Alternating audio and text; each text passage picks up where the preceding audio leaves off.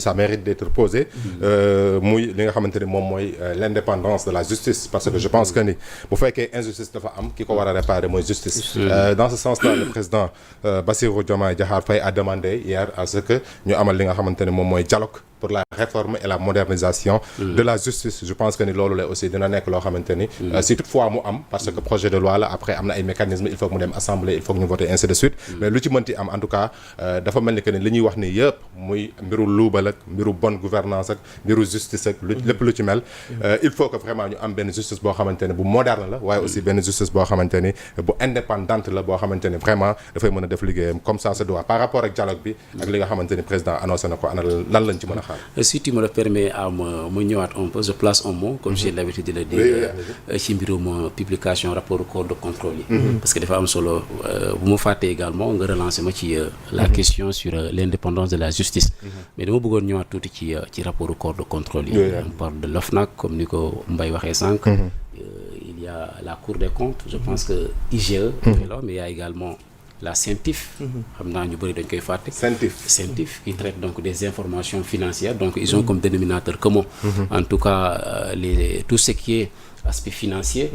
n'est-ce pas donc la gestion des ressources vraiment donc publiques n'est-ce pas yooyu yëpp nag lu mat a bàyyi xel la mais quand même il faut signaler que Diomaye il a le courage n'est-ce pas le mérite d'oser donc je pense que ça il faut le dire donc am na ko fi nekkoon on se souvient on n'a rien contre lui le président Macky Sall qui était là quand il s'est agi justement pour de publier les rapports du corps de contrôle bi ñu ko interpellé ci publication yi dégg nga li mu waxoon moom moo jëloon concam c'est-à-dire son coût teg ko ci donc bu ñëwee un jeune président koo xamante ne bëri na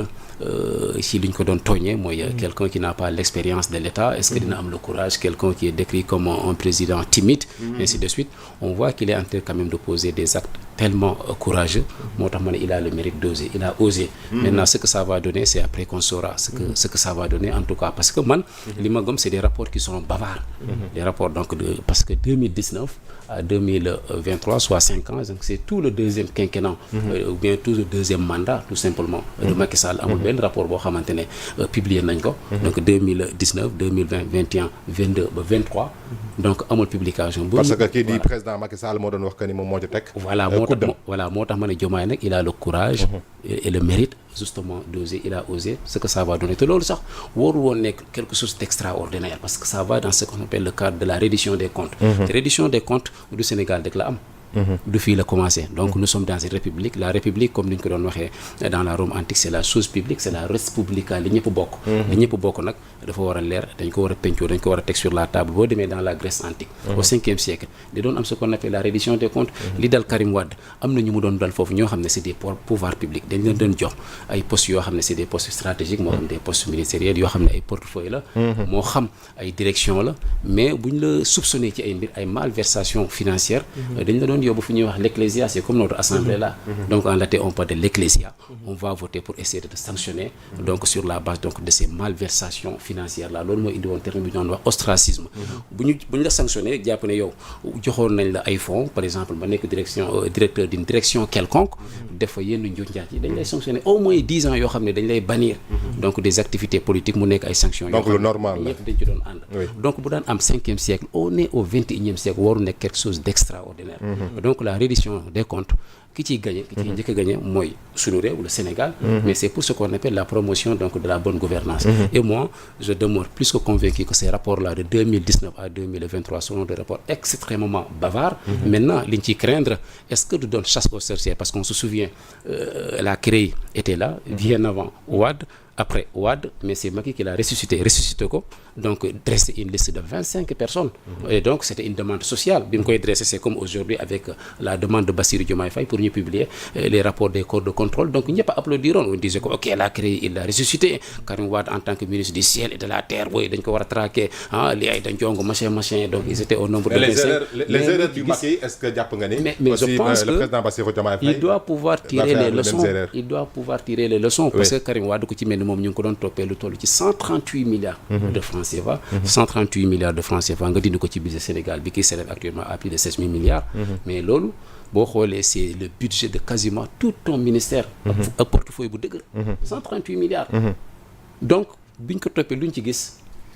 Donc ces 25 personnes-là, quasiment les 24 ont été mis à l'écart, ont été mises à l'écart, autant pour moi, ces 24 personnes-là. Karim lañ ci toppee ko 138 milliards. Par la suite daara génn ci. On a vu un Mimi Touré qui faisait maintenant le tour des plateaux pour dire que oui delloo na lii mais kan moo ko gis.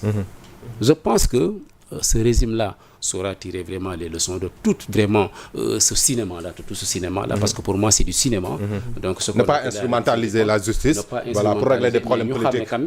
Et Diomaye est arrivé au pouvoir sur la base d'une large coalition. Am na ñoo xamante ne ñu ngi ci ñoom ñu ngi woon ci régime président bi, je ne vais pas les citer, on les connaît. Est-ce que aujourd'hui si ces rapports-là épinglent ces personnes-là, il aura le courage d'aller jusqu'au bout. Foofu lañ leen di xaar. S'il le fait, bon, on se dira effectivement qu'il n'y a pas de reddition de compte, il n'y a pas de chasse aux sorcières, mais lu ñuy craindre encore une fois, c'est la chasse aux sorcières. Donc bu ci loolu amul, on ne fera qu'applaudir et c'est le Sénégal qui va gagner. En attendant la journée du dialogue national annoncée donc le 28 mai sur la justice li nga xamante ne moom mooy modernisation ak réforme de la justice, journée du dialogue national. Waaw. Qu'est-ce que cela vous inspire? Waaw, mais dialogue national, je pense quand même que comme ni ma ko waxee sànq rek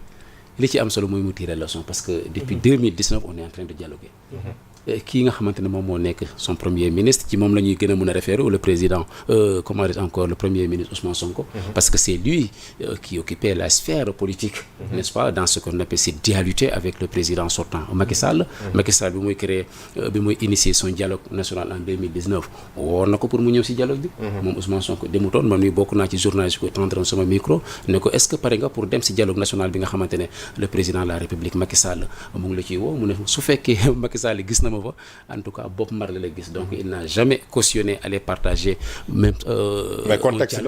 bi à l'époque aussi xëy na moo ko doon justifier. Oui, mais pour dire que c'est pas la première fois quand même que les Sénégalais ou bien les acteurs politiques et les forces vives de la nation sont appelés à un dialogue. Je pense que li gën a am solo mooy li nga xamante ne moom le président sortant bi doon woote la réconciliation foofu lañ toll. Et Diomaye annoncé na ko bi muy ñëw il faudra réconcilier la justice avec son peuple. Parce que quoi qu'on puisse dire, il y a vraiment d'énormes cassures entre ces justices-là et ce peuple-là, ce peuple sénégalais. Je pense que dialogue boobu nag bu amee toutes les forces vives de la nation, mais y compris ñi nga xamante ne ñoom ñoo waral dialogue boobu, parce que qu'on le dise ou non, ce sont les acteurs politiques et de l'opposition et du pouvoir, ñu daal di dem wuuji ki nga xamante ne moom mooy le président Bassirou Diomaye Faye, ñu daal di waxtaanee li nga xamante ne moom moo war a mener ce pays-là, comme ni ñu ko waxee ci seen slogan là, vers un Sénégal uni et prospère. Et je pense que c'est encore possible parce que actuellement gis nañ ne bu mu toogee ba léegi c'est vrai que il y a quelques petites voix, disons-le comme ça, entre guillemets, qui s'élèvent pour, n'est-ce pas, émettre des critiques vis-à-vis de ce régime-là. Mais l'Union Guinée-Saint-Ou, il y a l'ACAMI qui règne, il arrive quand même à faire le consensus, le président Diomaye et son équipe. Donc, autour de lui, je pense que la date du 28 mai, il n'y a rien de plus réfléchi que vraiment appeler à un dialogue tellement précoce, balaa coow li commencé judd. Parce que bu ñu demee ba jàll la date du 28 mai, mais le 28 mai, c'est vraiment dans quelques semaines, il se pourrait qu'il y ait quand même, en tout cas, des malentendus, n'est-ce pas, posé par ce gouvernement-là entre lui-même et le peuple et l'opposition qui pourrait faire quand même qu'on pourra avoir quelque chose à reprocher ce gouvernement-là. Et dans ce cas, il y aura, à mon avis, des réticences. Mais actuellement, je pense que ce fait qu'il y ait un dialogue à quelques semaines tout simplement de son accession au pouvoir, c'est bien réfléchi. Je pense qu'il pourra gagner ce qu'on appelle le pari de la mobilisation. Et s'il gagne le pari de la mobilisation, il faut sentir que mën nañ ci tirer ay leçons wala ay recommandations yoo xam ne ki ciy gagner encore une fois c'est le Sénégal. Merci beaucoup Birama Thior, je rappelle donc c'est le rédacteur en chef de Sénégal 7 tubaab yi nag dama ci dimbali. xam naa ni wax loo ko olof moom. dina métti loolu la internet yi ñu jéggal ma ko ci français yi parce que voilà le concept donc c'est waxtaanee actualité bi. donc vraiment ba nga xamante ni nañ ko mën a comprendre donc voilà mais am na ci man des fois même sax olof bi voilà mais bon on essaie pour que vraiment gars yi mën a comprendre bu baax ñu bàyyi ci xel je pense que ni c'est important. Nous allons parler de la question ndax démb lu ñu évoqué ci ay points ci conseil des ministres bi bari na man bi ma ko liiree dama ni waaw ñii vraiment joxuñu seen bopp temps boo xamante ni mën nañu pardonner seen bopp quoi que ce soit parce que laa dañu jug vraiment pour liggéey loolu moo waral démb point yi nga xamante ni évoqué nañu ko donc mu bari loolu la question des universités démb évoqué nañu ko ça va me permettre aussi de revenir sur la publication de Madiambal Diagne par rapport à l'affaire Yavuz Selim mais un petit rappel rek ci li nga xamante ni moom mooy université yi qu'est-ce que le président Bassirou Diomaye Diakhar Faye a demandé